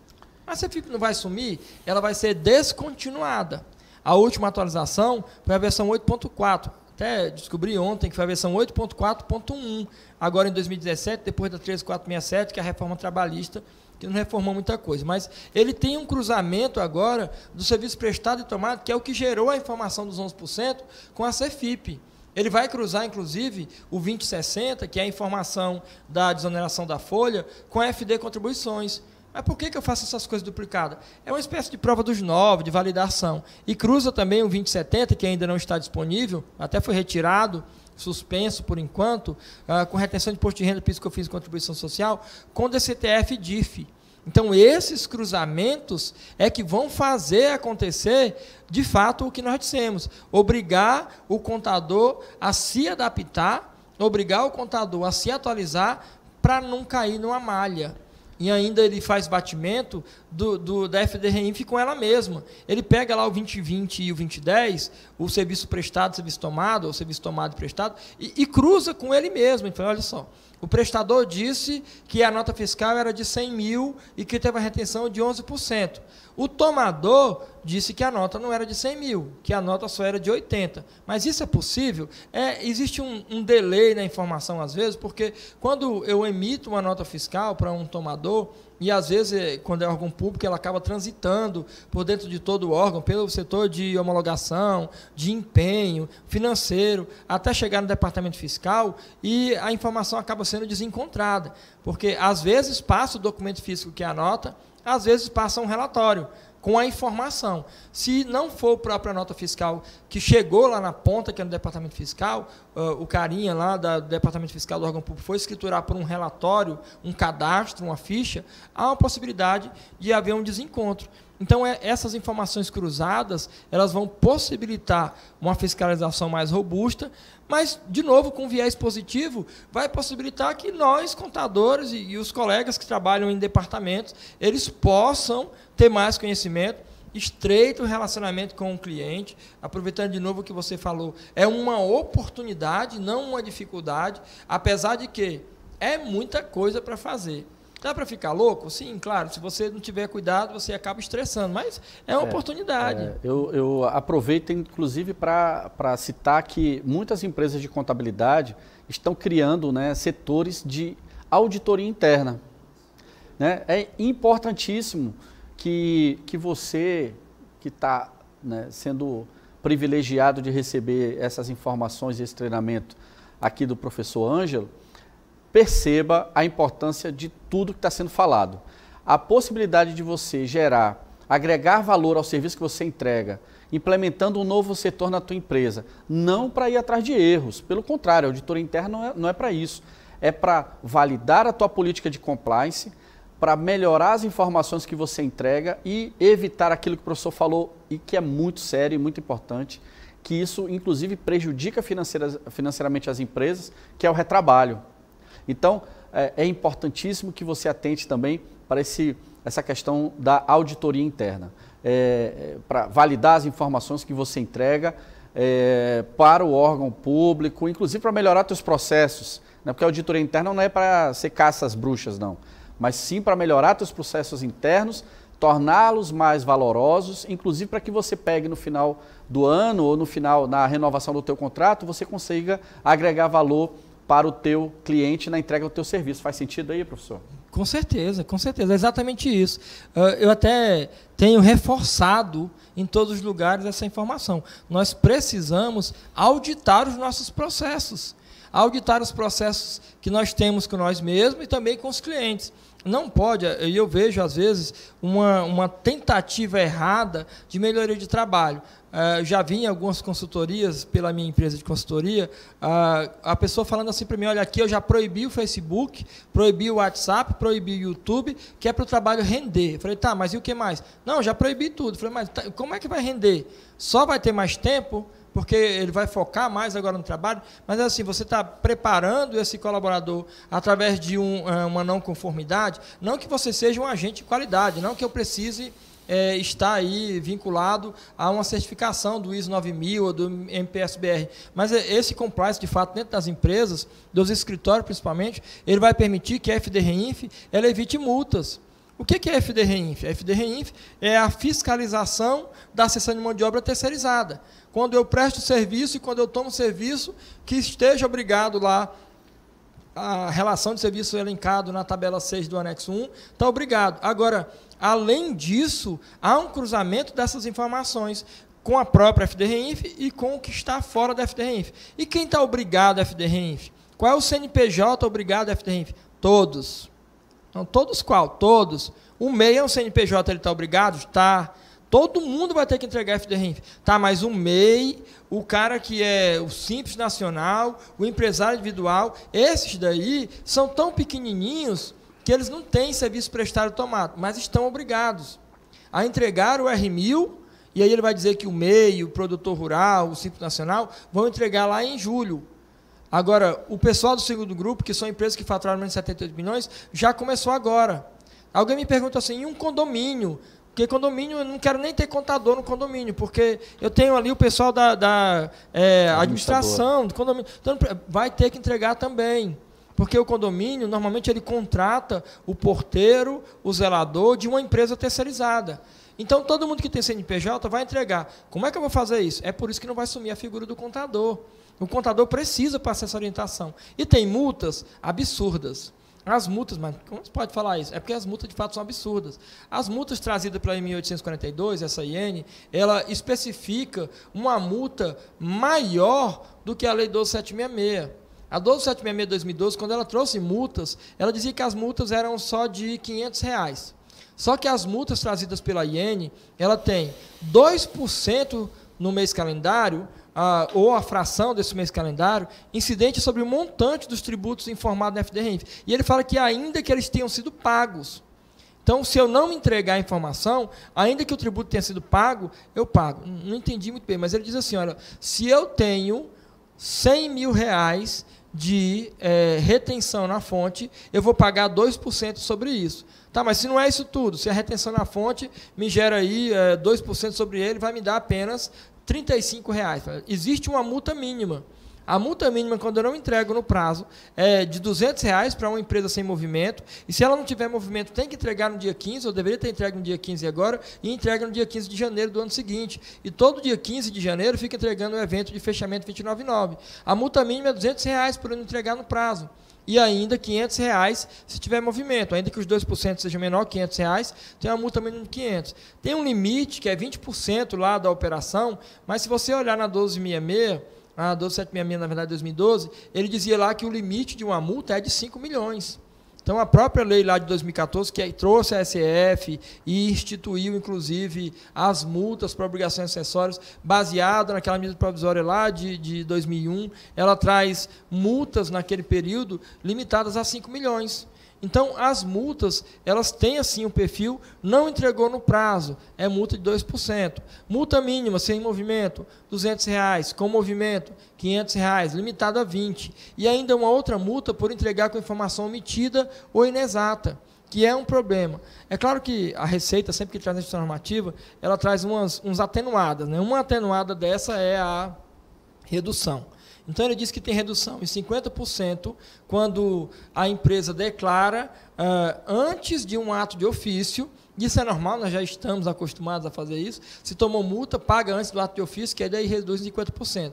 E uma redução em 25% quando houver uma apresentação dentro do ato de ofício. E aí isso é até pior, porque ainda que haja redução, eu vou ser fiscalizado. Eu vou ser auditado pela Receita. É melhor fazer auditoria interna do que ser auditado pela Receita. E essa redução, estava todo mundo feliz, porque assim, olha, eu li em algum lugar que tem redução de 90% da multa. Falei, gente, está lá no parágrafo 4º, ele vai dizer que a redução da multa que está prevista lá na IN 1842, em 90%, é apenas, exclusivamente e nada mais, somente para o MEI. Só MEI que tem redução de 90% da multa. E isso é antes do ato de ofício. Porque se ele for notificado, não tem essa redução. Simples Nacional é que sempre vai ter redução de 50%. Então, tem multa? Sim, tem multa para todo mundo. O problema, Fernando, é porque você já percebeu que muitos colegas da nossa área, seja no Amazonas, seja em Brasília, ou qualquer outro lugar que eu vou, muitos colegas, eles só deixam para ler sobre o assunto na última hora. Ou tenta fazer um curso no último dia, ou tenta entender o que é. E aí tem um agravante, que eu estava falando, inclusive, isso ontem. É maior ainda esse problema. Quando eu não sei sobre nada de FDRINF, eu, em vez de ler ou buscar um treinamento do CRC, que é uma oportunidade muito boa pela educação continuada, em vez de fazer tudo isso, eu pego o telefone e ligo para o colega contador. E aí, você já ouviu falar? Como é que você está fazendo? Como é que funciona? Então eu vou fazer do mesmo jeito que você. E se o colega estiver fazendo errado? E aconteceu já na FDRINF agora. Eu falei assim, olha, eu não entreguei, por quê? Porque eu liguei para o meu colega e falei, eu sou uma empresa que vende, eu não presto serviço. Estou obrigado à FDRINF? O meu colega falou, não, eu não estou obrigado não, porque eu aqui também vendo autopeças e não estou obrigado à FDRINF. Se eu não estou obrigado, você também não está obrigado. Assim, qual é a origem dessa informação de desobrigatoriedade? Eles leram? Não é que ele leu. Ele perguntou para o contador dele. Aí o contador dele falou que esse negócio que criaram era só para prestador de serviço. Eu falei assim, cara, você é um tomador, não é não? Eu disse, não tomo serviço, mas imagina que um dia tu vai aumentar a tua loja aqui de venda de peça. Tu está falando que precisa aumentar a tua oficina, né? Porque tu vende a peça e tem aqui um serviço de montagem. Ele, sim, mas isso me obriga? Eu falei, obriga. Só em você vender, você está obrigado, você é um tomador em potencial. Então todo mundo vai ter que entregar esse negócio. Agora tu perdeu o prazo. Mas vai ter multa? Claro, a multa foi estabelecida. A Receita falou que não vai dar anistia, mas se você não entregou no prazo, entrega. Se foi problema de software, dá um print de tela lá do software. Se é problema de conexão com o servidor, dá um print de tela do erro, porque se você for cobrado, tem como abrir um processo administrativo impugnando a multa, que inclusive na própria instituição normativa que criou a DCTF Web, ele tem na parte da multa um texto falando que a multa pode ser impugnada, e nós podemos usar isso como jurisprudência, né? Que ele fala que não é multa específica da DCTF-Web, mas esse decreto, ele é de 72. Lá em 72 saiu um decreto, que eu não me lembro do número, que inclusive está na instituição normativa que trouxe a DCTF-Web, que ele diz que se eu não concordar com a multa, eu posso redigir uma carta até manualmente, endereçada ao delegado da Delegacia da Receita Federal e passar para eles, protocolar, para que essa multa não seja aplicada, porque eu discordo dela, só que eu tenho que ter embasamento para não tomar multa. E aí eu até estava falando ontem no curso, teve gente, mas eu tomei multa, eu vou tomar multa, porque eu só vim fazer o curso hoje. Você podia ter feito o curso mais cedo. Eu falei, reclama com a Cláudia, lá do CRC, porque só tinha agenda para agora, não tinha como fazer mais cedo. Porque não procurou antes, leu, pelo menos, tentou alguma coisa. Então, é de fato um privilégio para mim estar no Amazonas novamente, para poder falar para os colegas, e tinha ontem mais de 80 pessoas, inscritos tinha mais de 100, então era muita gente perguntando, parava no intervalo, havia um montão. Eu gosto disso. Eu gosto que as pessoas vão perguntar, porque o meu propósito, e não é que eu seja aquele cara filantropo, mas o meu propósito na verdade, passar o conhecimento para que os colegas não tomem a multa. Eu, inclusive, fui o primeiro contador do DF a entregar o SPED contábil. Então, pioneiro no DF, no SPED contábil, abri oportunidade para falar disso, da aula. Também fui o primeiro a tomar multa. E multa por quê? Porque nós entregamos de qualquer jeito. A gente era a primeira vez que estava fazendo, não éramos obrigados, numa fiscalização da PGFN, acabamos tomando multa. Então, o propósito, de fato, Fernando, é entender a FDREINF, mas mais do que isso, abrir a mente para, a partir de agora, toda vez que prestar ou tomar serviço, dar uma analisada na legislação. Vou fazer a pergunta que o colega aí de trás está com dúvida. Sou essa empresa de venda de sapato. Não tomo serviço ainda, mas vou ampliar minha loja e vou contratar um terceirizado para fazer ampliação, vou contratar uma empresa de engenharia e construção. E aí, eu já deveria entregar a FDREINF, mesmo sem eu tomar nada, mesmo sem eu prestar o serviço. Não espero o evento acontecer para entregar. Aí eu não venho entregando. Aí contratei a prestação de serviço, e vou ter a retenção dos 11%, enfim, vou entregar a partir daquele momento. E o para trás, como é que ficou?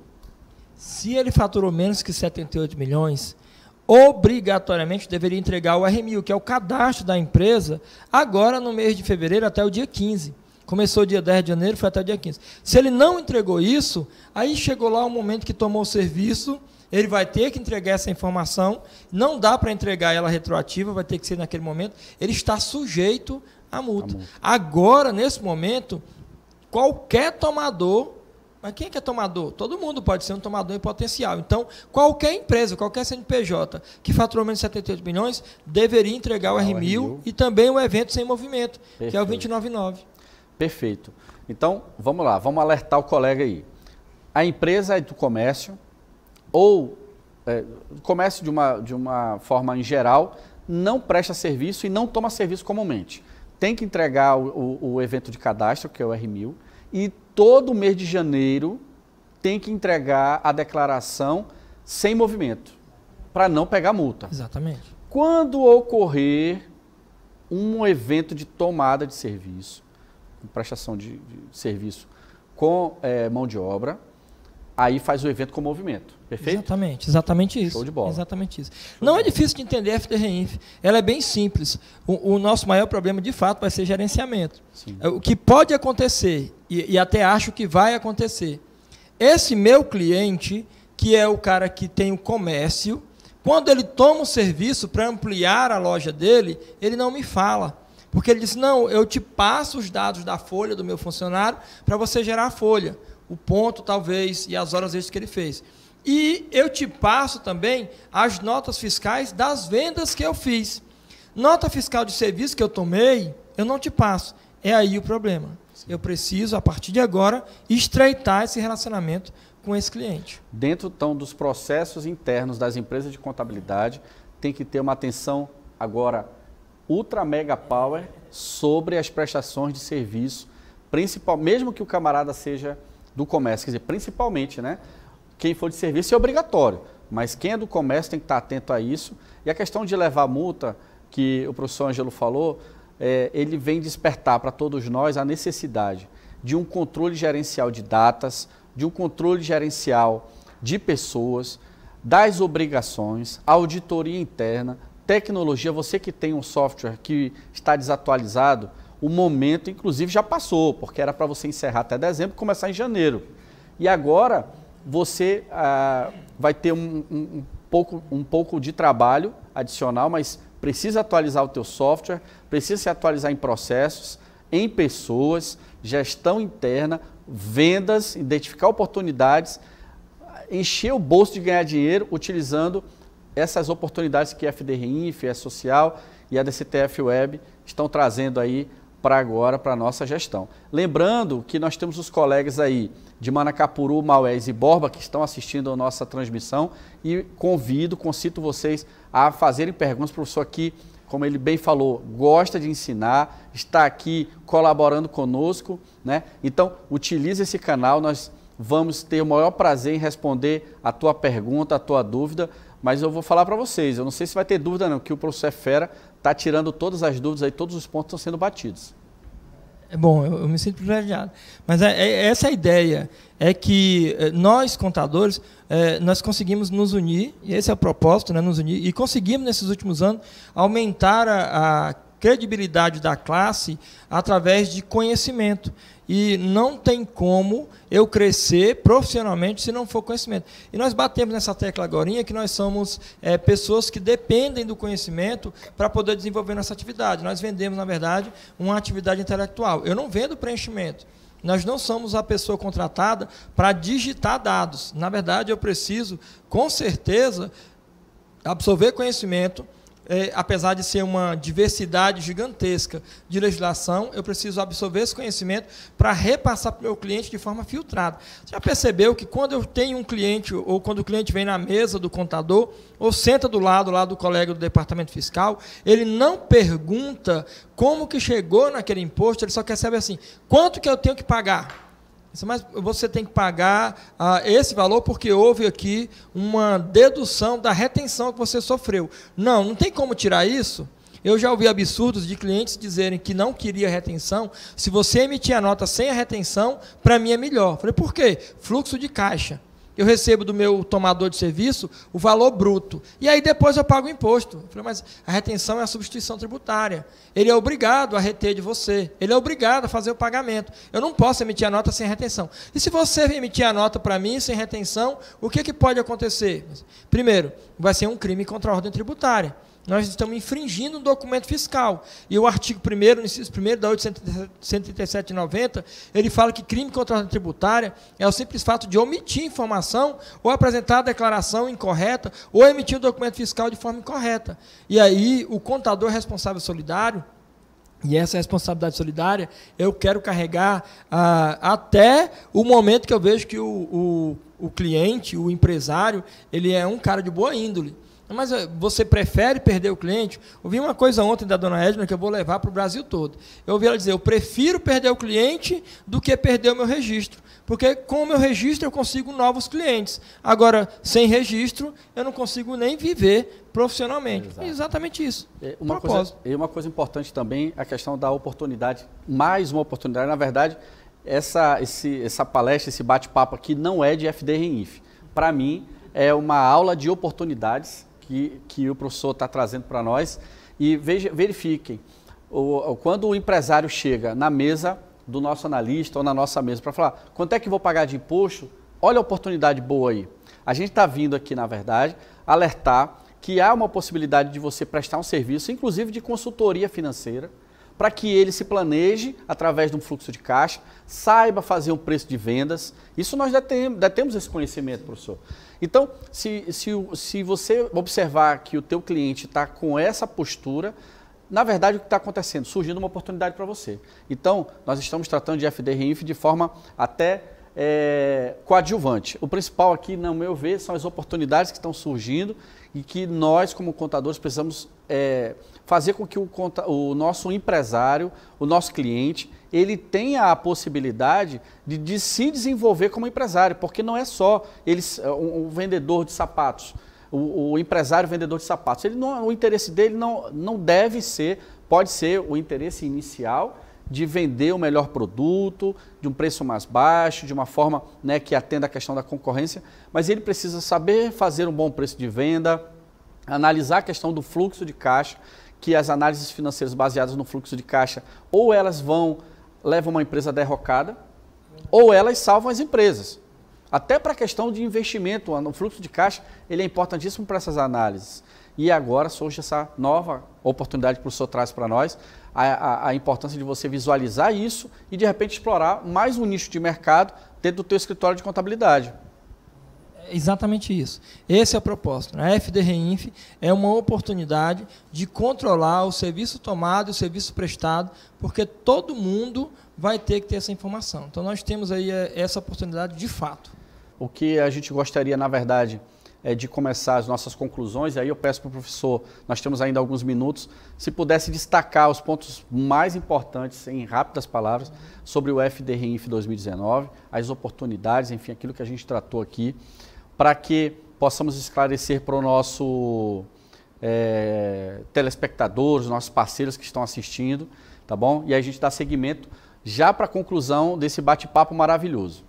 Perfeito. 5 coisas apenas. Primeiro, não tem programa para baixar. É um ambiente 100% web, tem que entrar no ECAC. Segundo, pode acessar o ECAC com procuração eletrônica, sem problema nenhum. Portanto, que você tenha marcado a opção FD Reinf na procuração ou todos os poderes. Terceiro, a nota fiscal que vai para a FD Reinf não precisa ser uma nota XML. Ela pode ser uma nota de papel emitida lá pela prefeitura, como nota avulsa de uma empresa, mas que ela tenha que ser convertido em um XML de FD Reinf, que é um XML específico. Quarto, serviço tomado e serviço prestado, eles vão ser enviados quando acontecerem, e se não acontecerem, as empresas prestadoras de serviço e as tomadoras entregam sem movimento. E por último, para evitar multa, a orientação geral é olhar detalhadamente qual é a atividade do teu cliente e estreitar o relacionamento com ele.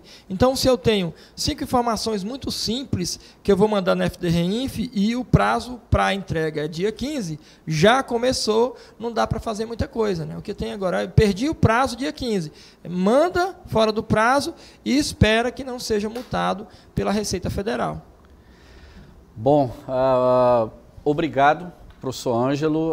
Em nome do CRC Amazonas, nós agradecemos a sua presença, né, vindo aqui para o Amazonas. Você que é do Ceará, os cearenses vão dominar o mundo, né? Eu já falei isso aqui para você e repito, está lá no DF passando uma chuva, mas na verdade o mundo todo é do cearense. É impressionante como eles estão em todos os lugares de forma brilhante e em destaque. Então agradeço muito para o professor Ângelo Costa, veio aqui a brilhantar esse canal contábil com esse treinamento, né? Não só treinamento, mas um despertar para novas oportunidades aí dos nossos profissionais de contabilidade, também das pessoas que estavam assistindo, trouxeram situações positivas aí para o nosso conselho. Então, em nome do nosso presidente Manuel Júnior, agradeço imensamente a sua presença, a sua colaboração no canal contábil. Também agradeço ao Centro de Mídias aqui da Secretaria de Educação do Amazonas, que de forma parceira, brilhante e inovadora, né, está proporcionando a educação através aí dos nossos canais via internet para todo o Amazonas, que a gente sabe que é muito difícil a comunicação através da internet para o nosso interior, e a Secretaria de Educação do Amazonas faz isso de forma brilhante através dessa estrutura magnífica que é o Centro de Mídias de Educação aqui do Amazonas. Então a gente agradece profundamente a essa parceria e colocamos também sempre o CRC à disposição de todos os colegas que estão assistindo o nosso bate-papo, o nosso canal contábil. Lembrando que o CRC é uma das atividades principais da gestão atual do presidente Manuel Júnior, levar a educação, levar a formação e deixar sempre o nosso conselho de portas abertas para todos vocês. Então, professor, agradeço imensamente, tá? O nosso bate-papo, o nosso treinamento foi aqui, acredito que agregou muito valor, né, para os nossos colegas, e também coloco o CRC Amazonas à sua disposição sempre que precisar. Estamos aqui. Obrigado pela visita, né, principalmente aí por ter trazido conhecimento ontem lá no La Salle, né, visitado aí algumas empresas aqui da nossa cidade, e trazido, né, seu conhecimento como consultor contábil de uma forma assim muito enriquecedora, com muita propriedade. A gente vê que você é um professor muito preparado e esperamos tê-lo aqui novamente numa data muito próxima. Eu que agradeço, né? Na verdade, é um prazer imenso. E me surpreende o povo manauara. Eu estava olhando no jornal ontem e hoje de manhã, lá no hotel, e achei que dessa vez eu não ia ouvir nem ver o Nazareno de Manacapuru, né? Teve um problema com energia. Os caras roubaram um cabo de energia, mas é um povo tão aguerrido, o povo manauara, que eu sou até suspeito de falar, porque desde 2015 eu venho em Manaus e mesmo em meio às adversidades, conseguem participar de forma ativa. De novo, ontem me surpreendeu lá no La Salle a quantidade de pessoas que participaram do evento. Eu estive aqui em janeiro. Janeiro é um período que os CRCs não estão ativos porque as pessoas estão de férias, alguns recessos, e o CRC do Amazonas colocou 70 pessoas, quase 80 pessoas, no mês de janeiro, num evento de fechamento de balanço, conciliação de balanço. E, de novo, eu venho ao Amazonas com muita felicidade. É muito bom, é um prazer enorme conhecer todo mundo, participar, contribuir com a classe. Meu foco, na verdade, não é ficar rico, é contribuir com a classe contábil para que nós sejamos uma classe unida, igual existe em outras profissões que os colegas são muito unidos. Esse é o propósito. Então, agradeço Fernando, agradeço a Cláudia, né, o próprio Júlio, que me auxilia e é o suporte, o Manuel, o presidente Manuel, muito ativo, e também o pessoal do Conselho de uma forma geral, e a dona Edna. Então, muito obrigado, e quando precisar, com certeza vou estar à disposição. Ok, então para a gente concluir, professor, mais uma vez, muito obrigado, professor Ângelo. Nós agradecemos os colegas que interagiram conosco, né, que trocaram ideias, que estão aí nos assistindo, né. Quando a gente não tem muitas perguntas é porque a palestra foi muito boa, né. Lembrando das oportunidades, o professor fez o resumo aqui, mas lembrando também das oportunidades empresariais que surgiram nesse bate-papo. Então, o Conselho Regional de Contabilidade está aí mais uma vez, né, se colocando à disposição, trazendo conhecimento, agregando valor para a nossa classe contábil dentro do Amazonas. Então, um forte abraço para vocês, a gente vai encerrando por aqui, tá? Fiquem com Deus e até a próxima.